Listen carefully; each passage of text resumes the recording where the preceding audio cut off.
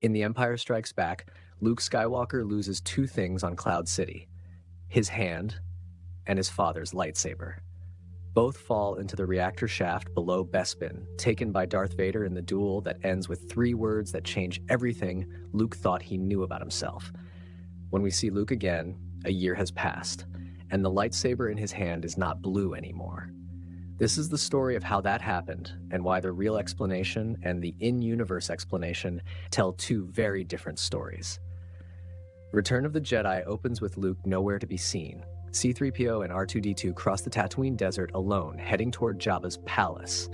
Luke himself doesn't appear until much later, already in motion, already wearing black, already in control. The lightsaber doesn't show up until the Sarlacc pit sequence.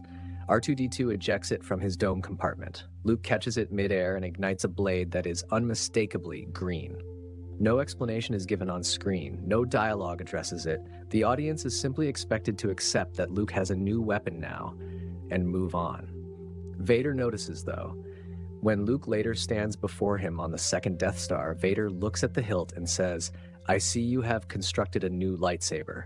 Your skills are complete." That's the only acknowledgement the films give us. Everything else, how, why, and why green specifically, was left for everything that came after the theatrical cut. There was supposed to be more. An early cut of Return of the Jedi included a scene set inside a Tatooine cave, where Luke sits with R2-D2 and puts the finishing touches on the new lightsaber, while C-3PO waits outside, oblivious. Darth Vader, meanwhile, is shown calling out to Luke through the Force from his meditation chamber, the same way he did at the end of The Empire Strikes Back. Luke doesn't respond to the call. Instead, he looks toward R2-D2 and ignites the new green blade, then reaches up to find the spot on the droid's dome where the saber will be hidden for the mission ahead. It would have been the first time a lightsaber's construction was shown on screen in any Star Wars film. The footage was filmed and still exists. It's included as a deleted scene on later home media releases, but it was cut from the theatrical version, almost certainly for pacing. The choice gave Luke a far more mysterious entrance instead. First seen at Jabba's palace, already cloaked, already commanding the room, with no hint yet of where the new weapon came from. That mystery was the point. The deleted scene explains the how. Cutting it preserved the surprise. Here's where the story gets interesting, because the real reason the blade is green has almost nothing to do with the Force. Luke's new lightsaber was originally written and planned as blue. It appears that way on Return of the Jedi's posters and in the film's trailers. Lucasfilm creative executive Pablo Hidalgo later explained that at the time, as far as anyone knew, lightsabers were red, or they were blue. There was no third option being considered. The problem showed up during filming. The sequence where Luke ignites his lightsaber on Jabba's sail barge was shot outdoors, and the blue blade blended directly into the bright sky, while barely standing out against the yellow sand below it. The fix was simple. Change the color in post-production. From that point on, fans had a third color to work with. And over time, the franchise expanded into purple, yellow, white, and others, but green was the one that broke the blue or red rule first. In other words, this wasn't written into the story as a symbol of Luke's growth. It was a visibility fix on an outdoor set in Arizona. The mythology came later. Once the lightsaber existed, the old expanded universe, what's now called Legends, built an entire framework to explain what the colors meant. In Legends material, blue was the color of the Jedi Guardian, Jedi who focused on combat and stood as the Order's frontline defenders against the dark side. Green was the color of the Jedi Consular, Jedi devoted to mediation, diplomacy, and maintaining balance between factions rather than direct combat. Yellow belonged to the Jedi Sentinel, a hybrid role that balanced fighting skill with other talents like investigation or technology. Under this system, a lightsaber's color in Legends was tied directly to which crystal a Jedi chose, and that choice reflected which of these 3 paths they'd committed to. So in this older framework, Luke moving from blue to green wasn't just a visual change. It was being read by fans as a shift from Guardian to Consular, from a fighter to something closer to a peacemaker. It's a compelling reading, but it's worth being precise about where it comes from. This Guardian Consular Sentinel system was Legends material, built out mainly through tabletop sourcebooks and video games like Knights of the Old Republic, not something stated in the films themselves. It was added after the fact by writers working in a separate continuity to make sense of a color choice that started as a VFX fix. When Disney reset the canon in 2014, the Guardian Consular Sentinel system didn't carry over. Current canon answers the question differently and more loosely. In canon, a kyber crystal starts out colorless.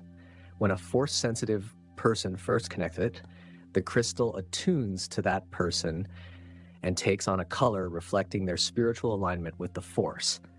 There's no job title attached to the color. It isn't about which role a Jedi has chosen. It's a personal reflection of who they are. That actually fits what canon tries to do with Luke specifically. The 2015 junior novelization, Return of the Jedi, Beware the Power of the Dark Side, gives the clearest in-canon account, describing Luke retreating into a desert cave and working through Obi-Wan's old notes to figure out construction, using not just physical tools, but also the Force to put it all together and bring the crystal inside to life. Notice what's missing from that description. No mention of why the crystal turned green. Canon describes the building, but stays quiet on the color's meaning, leaving that part open, the same way the films did. There's also a wrinkle worth mentioning, honestly.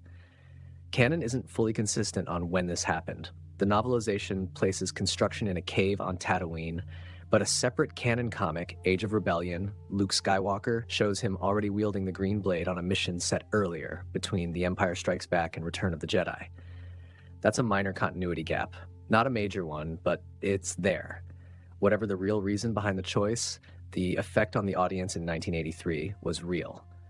Up until Return of the Jedi, audiences had only ever seen blue lightsabers, wielded by Luke and Obi-Wan, or red, wielded by Vader.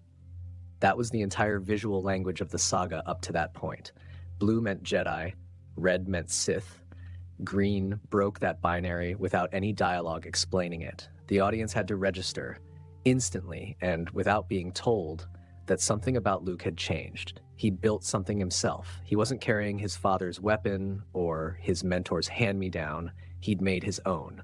And whether you read that through the Legends lens, a shift from Guardian to Consular, or simply as Luke becoming his own person, distinct from Anakin and from Obi-Wan, the visual told the story before a single word did. That's arguably the more interesting takeaway than the actual answer. Star Wars built one of its most quietly significant character beats out of a problem with sky blue blending into an actual sky. The meaning came afterward, assembled by tie-in novels, source books, and fans, piecing together a story the production never set out to tell. Luke Skywalker is the first character in the saga to build his own lightsaber on screen, or near enough to it, since even that scene was cut. He didn't inherit it, he didn't take it from someone else the way Vader did on Bespin. He made it, and it came out green. The films never explained why. Legends gave it a class system, Canon gave it a quieter, more personal answer, and the real story, the one nobody saw coming, was a lighting problem on a desert set 40 years ago. Sometimes the most symbolic-looking choices in Star Wars started as the most practical ones. That doesn't make the symbolism people found in it less real. It just means the meaning came second.